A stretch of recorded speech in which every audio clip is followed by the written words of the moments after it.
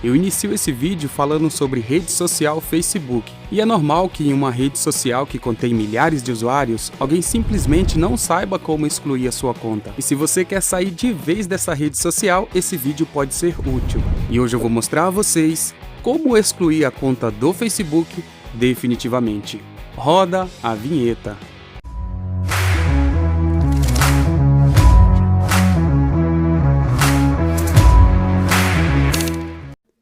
Bem-vindos a mais um vídeo aqui do canal, eu sou Railson Martins e nesse vídeo aqui, galera, eu vou mostrar como excluir a conta do Facebook definitivamente.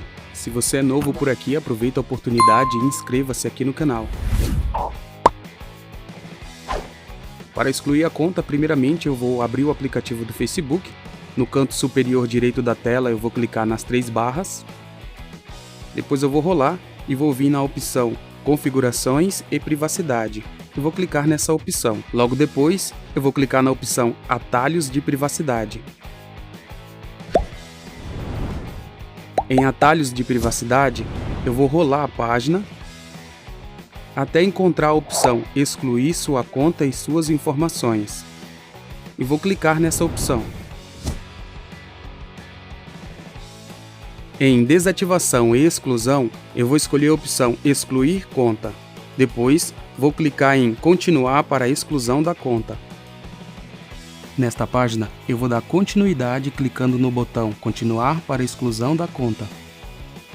Nessa parte onde está escrito Exclusão da conta, eu vou rolar e vou clicar nesse botão azul onde está escrito Excluir conta.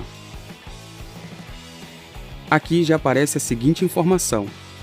Confirmar a exclusão. Confirme que esta é a sua conta. Antes de excluir permanentemente a sua conta, insira sua senha. Então, eu vou inserir a minha senha.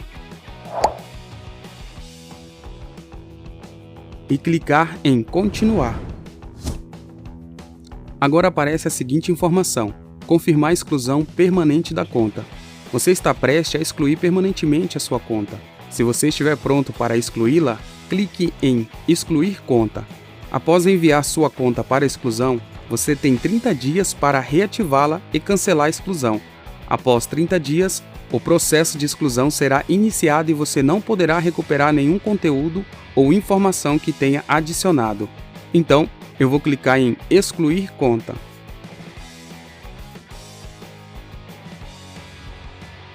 A partir desse momento, a conta está programada para a exclusão permanente.